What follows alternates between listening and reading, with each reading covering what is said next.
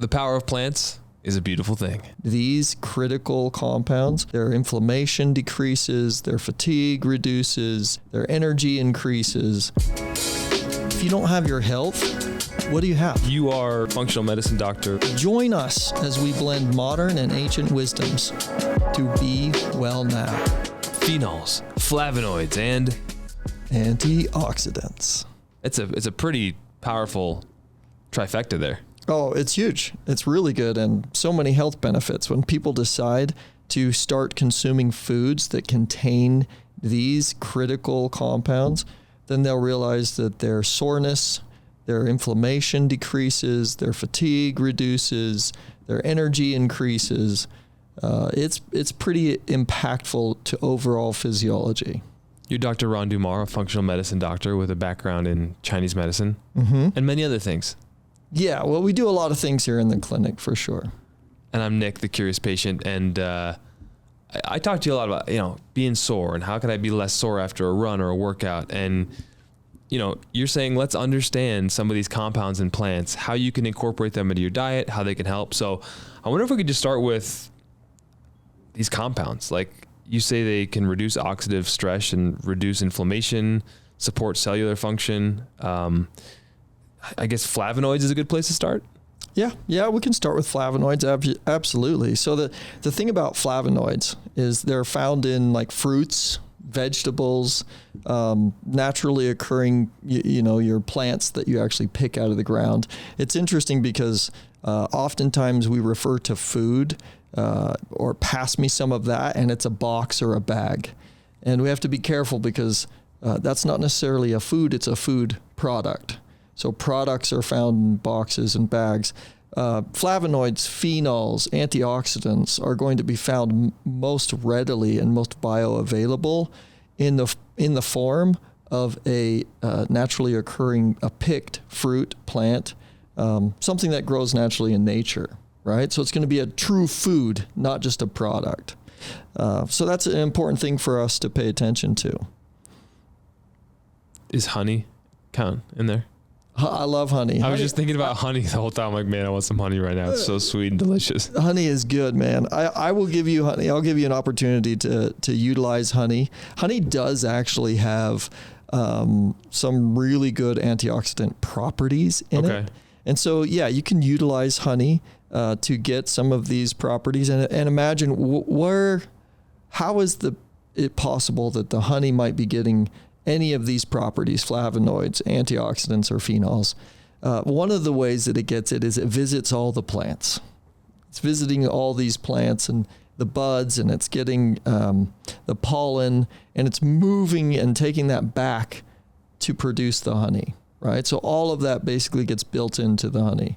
An interesting thing about honey as well, now that you bring this up, is that everything in nature creates it's a balance, right? So honey itself has oxidative properties and it has antioxidative properties.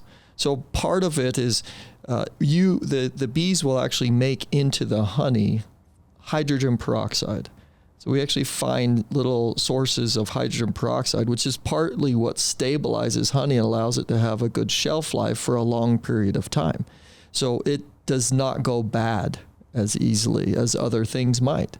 So honey has a high shelf life because of the hydrogen peroxide that's built into it. But the hydrogen peroxide is a bit of an oxidative process. So it can break things down, is what that means, which is interesting. So it has oxygen, hydrogen, it has oxygen. H2O2 is hydrogen peroxide. So if you have a free radical, or if you have oxygen or an O molecule moving around, that's what we call a free radical. And free radicals can cause damage to the vascular system, to the endothelium, to our vessels, and to our cells. In fact, when we exercise, it's a redox reaction. Like what we have happening is the process of breaking tissue down in the body when we exercise, when we work out. And so we need to be able to promote as much health and longevity as possible when we're going to do a workout. So we want to be consuming foods that are going to support that. And those are these foods, foods with these phenols, antioxidants, and flavonoids. Did we talk about flavonoids yet? Did we start there? Yeah. So yes, exactly. Okay. So they come from fruits and vegetables, and flavonoids have actually been shown in research to affect cognitive ability. So your focus, your memory, your concentration. They've also shown benefits to the heart. Okay. So which ones? Which fruits? Which fruits? So some of the fruit, berries are a really big place to get flavonoids. You also get antioxidants from your berries. Some of these are going to get phenols, flavonoids, and oxidants in each of them. Berries is a really, really good place to get all three of them. Are grapes good for you? Grapes are good for you, yes. So wine. My kids love grapes. Wine is another source itself, grapes, but wine is another source of flavonoids. And then antioxidants. Heard of those before? Yes, antioxidants is a big one. Antioxidants is really like the master free radical clearer. So the antioxidant, it's an oxidation. We talked about oxidative stress and how that can affect the cells of the body. So we have an antioxidant, which then has basically a compound in it that can bind to an oxidative free radical. So it will pull it out so it's not as nefarious to the body. So it doesn't cause as many maleffects. So essentially it will bind to it as an antioxidant, and it clears that process out. Okay. So that's an antioxidant. It competes for the binding site, and it will reduce our likelihood of feeling the results of oxidative stress. Now, oxidative stress is important for people to understand what this is. You might be wondering, Nick, what is oxidative stress? I'm wondering. How do I even relate to that in life, right? So there's a process that occurs all around us called oxidation. And anyone who's driven a car in a wet climate or, around a beach town or whatever knows that there's an affinity for rust to build up, right? So that's an oxidative process. Rusting is oxidation. Okay. And this process actually occurs in our cells as well. So we literally, as you can say, the external environment is a symbol or an analogy for what happens and occurs internally. So we have an affinity to rust as well. So how do we care for that process? How do we prevent that rusting internally from occurring so that we don't have things getting all crickety and, as things start to rust, you imagine this broken down vehicle and opening a door and it's rusty and you have to lubricate it. So these polyphenols, these antioxidants are what are going to fight against this rusting process. That sounds amazing. It's great. So what am I supposed to eat? So let's talk about... How do I use it? Let's talk about some things that are specific to each of them. Okay. So I wrote down a few of them. If you look at the phenols, let's talk about the phenols first. If you go for dark chocolate, clove, or flax. So dark chocolate, I figured was a good one. Everybody would love that. Now I chose these. I'm listing 3 in each of them. There's lots of plants that contain each of these, okay? But I'm choosing the ones that, from the research that we know, have some of the highest scores of them, the highest content, okay? And also, I'm trying to choose some as well that maybe tend to be a little more pertinent to the time of year. So clove is something that you might find in wassail or apple cider, right? So putting clove and apple cider and including that in a tea that you're going to make or a tea at home that you're making for yourself is a really good idea because it includes and provides phenols for you. Okay. And the next one, let's talk about flavonoids. You can get this from even onions. Really? Celery, and citrus fruits. So onions are good for you? Onions are good for you. Have you been told that they're bad? Is that what you're saying? There's certain people online who are just not super into a lot of vegetables. Yeah, well, and there are certain people who are very down on nightshades. Yeah, nightshades. I've heard that too, like peppers and tomatoes and. Yep, and eggplant and. Yeah. So people love to, and it's okay to look at the different compounds of plants and how they might affect physiology differently, right? There's nothing wrong with that.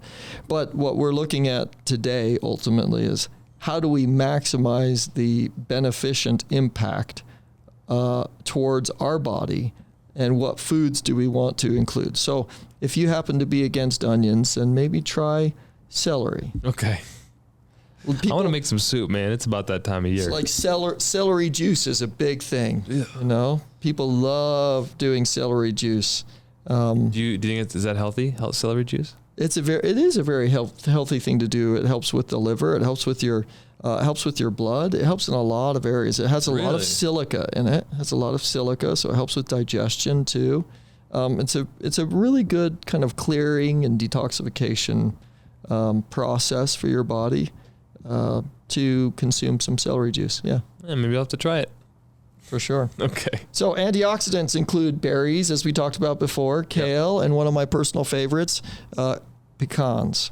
So some nuts. I had to throw nuts in there too. So you can get antioxidants from so many sources.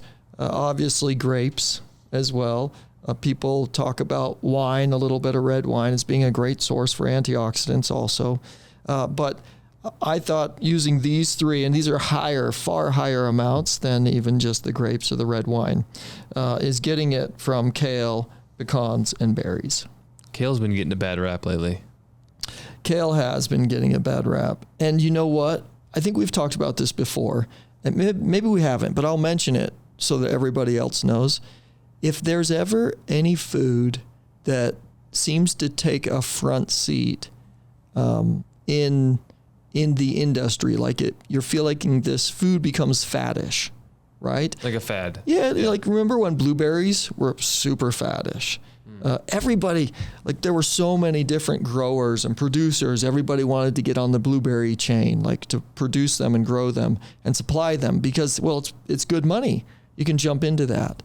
There are times when almonds have been really big, right? Can you think of any others? Kale, right? Kale. These quote unquote superfoods that people go, this is a superfood. And kale is one of those that went through a fad. Yeah. And it might be dipping away from that fad right now. So anytime you have a food of any sort, I would say even any product that's super faddish, you're going to have a lot of people wanting to jump in and to also make money on selling that product. Mm-hmm. Now, the more people that jump in on it, the more opportunity there is for people to have a variety of different methods in producing it or growing it. So some might use certain pesticides that you really don't agree with. Some might use different growing processes, or they might do things that make it to where the plant is not as beneficial for you as possible. So what you want to really look for is, okay, what's the source? How long has this company that is producing this and providing this for me been providing this product? Or is this just a quick knockoff product that they're trying to provide for me? And what's the likelihood that I'm dealing with something that's a long proven tested product versus something that's just a quick knockoff? So I'd be always be careful with the faddish. Yeah, that makes sense to me. Pecans are delicious. You've been talking about those for a while. My kids love them too. My daughter does. I love pecans. I think it's important for everyone to have a good source of nuts that they're consuming. I also think that you want to be aware of, with nuts in general, mold. So you want to make sure, again, with the supplier, with the source, the freshness, you want to be really careful because nuts can have a tendency to collect and carry mold. So I guess, do you have any other tips on what I should be eating to be less sore or be less stressed? So yes, meals I should be cooking, or I'll give you one. How about this? We'll do my favorite turmeric. My favorite tea is a little bit of lemon. We talked about this, honey and ginger, and then adding turmeric to that. So if you put lemon, honey, ginger, and add turmeric. Like fresh turmeric? You can grind it. You can grate it. Okay. Grated turmeric. Or if you just have powder, you can sprinkle the powder in a tea. But do that tea, and you drink that 2 to 4 times a week, and you'll notice that your soreness decreases. Really? Significantly. Yep. So ginger, how much turmeric?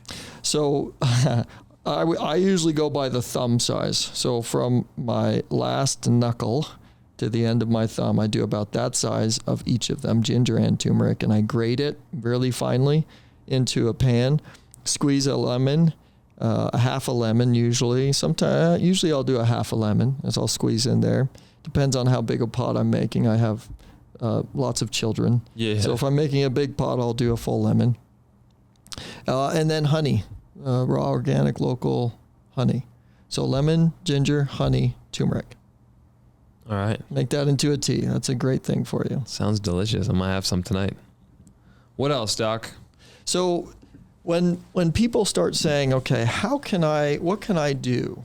Or what's happening within my body that I need to actually eat different foods for, right? Why do I need to change? So if you get let's say we look at your lipid panel, or your provider just draws a lipid panel, sees that your cholesterol is a little elevated. What I would say is I want to see where that triglyceride level is for sure. But if your cholesterol is elevated and your triglycerides are elevated, if your HDL is lower and your LDL is higher, now all of a sudden we have a problem that could potentially occur. If you like to exercise induces heat. It induces breakdown. It induces oxidative stress. It's an oxidative stress activity. And that's okay, because when we do oxidative stress activities, we want our body, we're doing them because our body will recognize, hey, we're doing an oxidative stress activity. Now we need to combat that by producing antioxidant properties.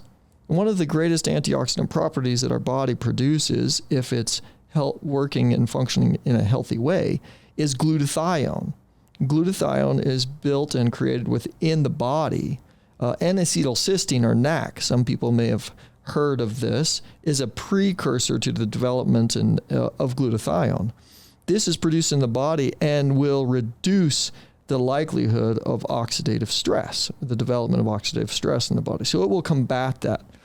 But if you look at that and you say, okay, where is this produced? Well, it's produced mostly in the liver, but I have a liver that's challenged right now, and I can see that based on my lipid panel, and maybe some of the liver enzymes are off.